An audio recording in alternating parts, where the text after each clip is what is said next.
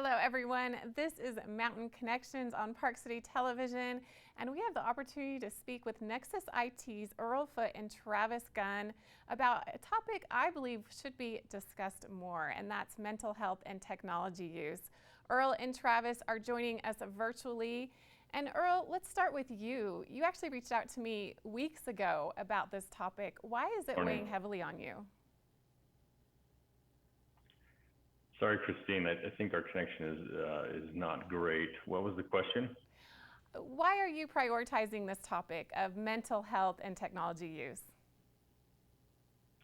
Yeah, certainly I think a lot of people may ask. It's kind of unconventional for tech enthusiasts to to go on TV and talk about balancing healthy technology use, and I think for me it's a matter of, not that this is something new, but a matter of understanding better just how much of a concern that overuse and excessive use of technology can become a problem in people's lives, particularly in younger generations' lives and the lives of our children. And not that we only need to be concerned about them, but we also need to be concerned about ourselves. And we need to be aware and cognizant of the potential dangers for ourselves.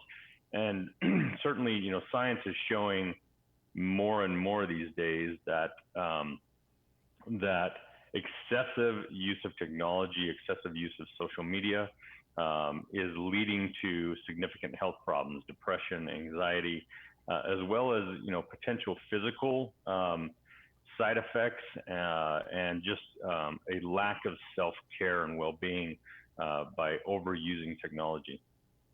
And it really can cause quite a lot of problems. Travis, what do you think about this issue? Well, I've got 4 teenagers and work a lot of my time from home, as well as my wife, who's here a lot. And I found myself falling into this a little bit, right? We went on a vacation earlier this year, kind of a getaway a little bit down to Arizona. And I found that I was working. I wasn't putting my phone down, and I was not working. And for all intents and purposes, I let that weekend, I kind of ruined it for myself. And what it taught me was, in my house, we've got rules. I've got screen time limits set on phones, and we've got a really cool charging station in my house that everybody's phone goes to every night. And just taking it away, whether it's voluntary or involuntary, has started to open up better quality time. Everybody's a little bit happier.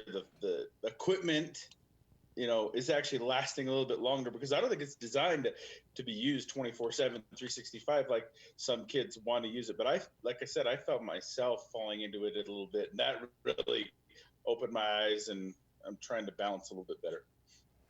And Earl, what are some specific problems that, in your opinion, are really what we need to worry about with consequences of using technology too much?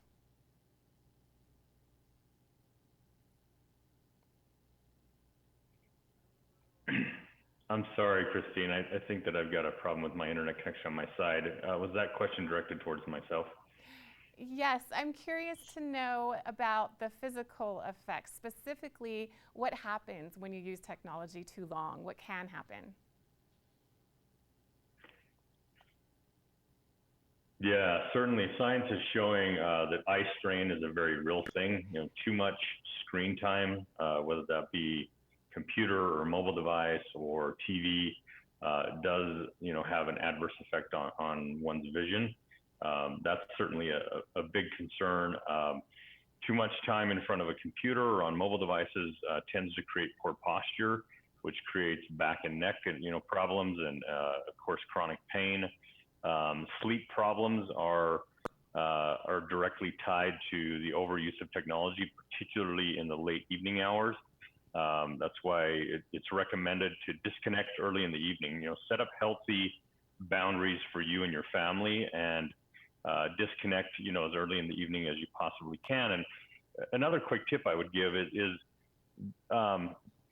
as you would like others to be respectful of your personal time so you can create life balance in your life, respect other people's personal time as well. And so in hours that you probably wouldn't you don't want others to be reaching out to you, particularly with potentially work-related things. Don't you know, don't be reaching out to them and making them feel like they need to respond to you. So, schedule hours of time for your messaging time, hours of time to catch up on whatever communications or correspondence you're doing via technology during healthy hours of the work, during the day, instead of, allowing that to affect your sleep patterns by doing so late in the evening or during the night. And Travis, what boundaries do you have set for yourself, for your family, to really help with overusage of technology? Yep, that's a good question. So we've set limits on all of the phones and even in some cases Wi-Fi, which controls our TVs, to where those things are turning on and turning off at certain times. Even with teenagers, I don't want my kids getting in a position where they're stuck and they feel like they're disconnected from the world because technology's off. So our cell phones, believe it or not, they turn off at about 7 or 7:30 at night during the week, and a little bit after midnight on the weekends, and then turn back on at 5 o'clock.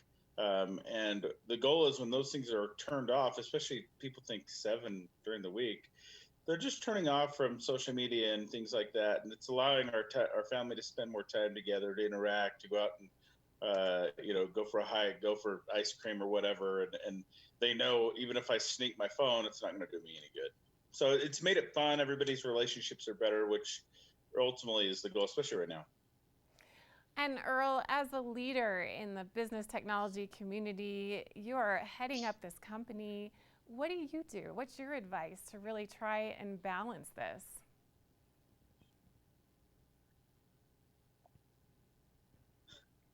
Yeah, I would encourage people to have healthy activities outside of work and outside of technology. Have hobbies that you enjoy, whether that be hiking or biking or skiing or whatever it is. But science has proven time and time again that we need time outdoors. We need vitamin D. We need sun. We need nature. So find hobbies that get you out. Maybe it's rollerblading with the dogs, or whatever it is.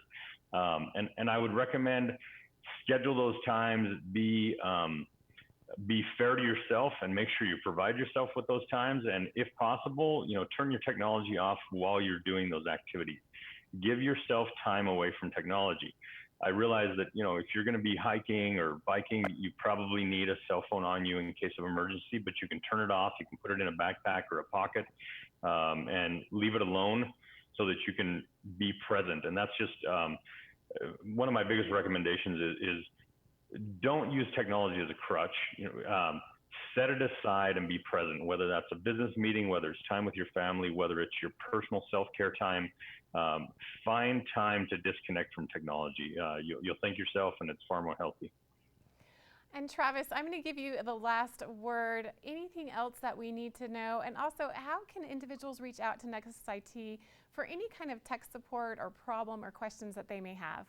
Yeah, reach us on the internet at www.nexusitc.net, direct at 435-487-9099.